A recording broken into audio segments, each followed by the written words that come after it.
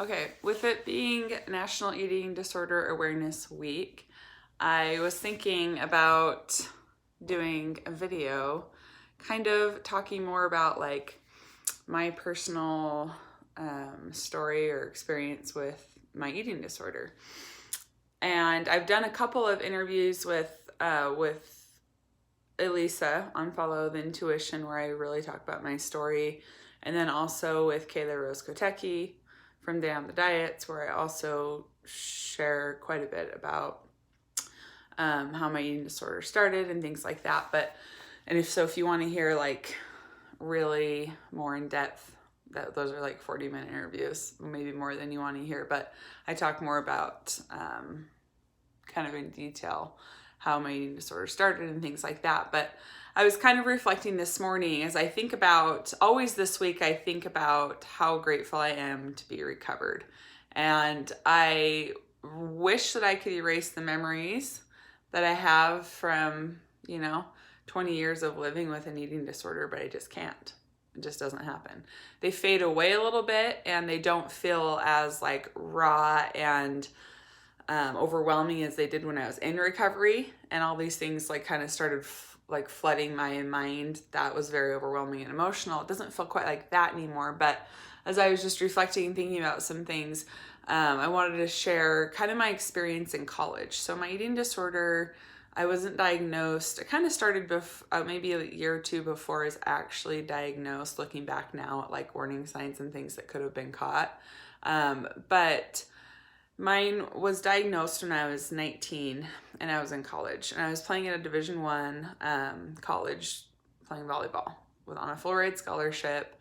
And it was kind of a dream come true to play. I played at BYU. It was a dream come true to get there and to be playing on scholarship with such great, amazing people and players and everything. And I remember just the pressure of being in college, of wanting to get really good grades, and I had a goal of wanting to start on the team, and making new friends and everything. And it just was like, I felt like it was a volcano waiting to erupt when I arrived to college. Oh, and also the whole like freshman 15 people talked about. I was like, oh, I'm definitely not gonna let that happen, never. And so as I started going to practices and getting involved in college life, I started to put a lot of pressure on myself to be the best. And I felt like I did that when I was younger too. Like I was very competitive and always wanted to do my best. But it felt different when I went to college and felt like my best wasn't good enough. It was like, oh my gosh, I am trying my hardest. I might not get a starting position. Oh my gosh, I am studying and doing as much as I can, and I'm not getting straight A's. And I'm not getting enough sleep, and I feel like I can't juggle the social life. And so for me, it was this feeling of overwhelm of like, I can't juggle all of this. So if you're listening to this and you have an experience similar, maybe not exactly, but where your eating disorder started and there was a time in your life when you felt very, very overwhelmed and bombarded and couldn't keep up and couldn't control what was going on. And perhaps, and oftentimes that's when kind of an eating disorder will flare up, where it becomes much more obvious and harder to hide if it was kind of dormant before. And so as I started feeling this way, I thought, okay, well, I just have to do more. But every human has their limits, right? So for me, doing more, it became detrimental to my health, my physical, mental, emotional, spiritual, all of it started to downward spiral pretty fast.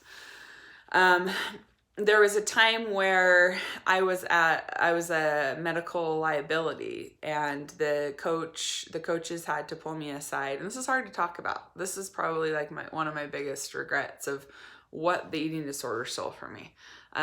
They pulled me aside and told me that I wasn't able to practice with the team anymore, that I could stay on the team, but I can't practice because of my health, and it's dangerous, and my heart wasn't healthy, and I wasn't nourishing myself properly, and I was excessively, compulsively exercising outside of practice, and they knew that, and I wasn't stopping that. Which goes to show like what a disorder is, right? How severe an eating disorder can really like rob you of your agency, rob you of making these choices.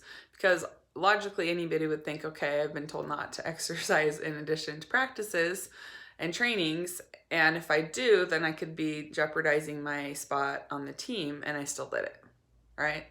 So as they sat me down and told me that, it was just humiliating. I was like, oh my gosh, like what's everyone gonna think when I suddenly like am not practicing? Again, you would think that would kind of get my butt in gear. What did I do? I have a very vivid memory of this. What did I do when they told me that? Fine, I'll sit and watch practice.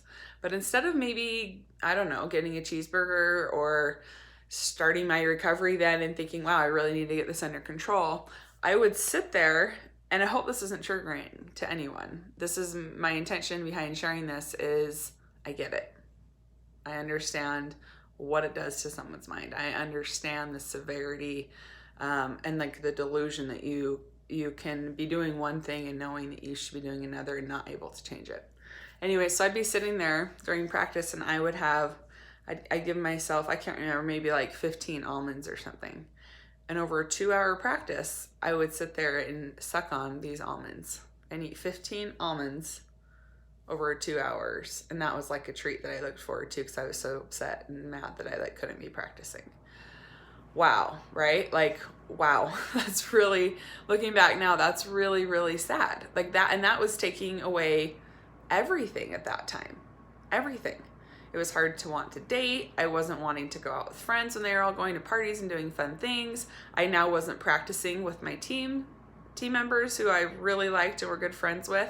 Some of them got it and some of them didn't, and that was really hard. I just felt very, very alone and isolated and judged, but instead of making changes, I stayed stuck in my eating disorder. If I had the tools that I had fast forward 20 years to recover this last attempt at recovery, I really believe that things may have changed, but I just didn't quite receive the treatment or the education or the knowledge that I needed at the time to be able to recover. And that's why I do what I do as a coach, is because I do feel like you don't have to struggle for 20 years. And then, you know, that was kind of the beginning of really long and awful 2 decades, really. There were some highlights in between. Obviously, I got married, had kids, things like that, but always tainted by the eating disorder. And so if I can help one person, if I can help just one person to be able to shorten the duration of their eating disorder and be able to truly get them to full recovery, I will do it. And that's why I do what I do. So with that, and that was a very personal story that, again, I don't like to talk a lot about. The ending to that story is that I did end up not finishing playing the 4 years at BYU because of my eating disorder. So I had to take a medical leave, and I finished there and got my degree, but was not able to continue playing all 4 years. And that is something that I've had to work through, and I felt a lot of shame for, but I was doing the best that I could at the time. And just, if anything, it makes me so angry. It makes me so angry at eating disorders and what it does and takes from people. So if you're struggling with yours, and wherever you are in your recovery, if you've even started your recovery, please consider the times in your life where it has taken really, really exciting, great things from you and robbed you of them. And instead of feeling depressed and sad about it, take action and do something to change it and get serious about recovering, because it is so worth it. Being recovered is so worth it, and going through recovery is the best decision that I ever made. Is committing completely to recovery and not stopping until I got there. So hopefully someone needed to hear this message today. It's a little bit of a ramble. I didn't have anything specifically planned other than I just wanted to share that story in hopes that it makes you reflect on your own life and perhaps motivate you to change. All right, bye.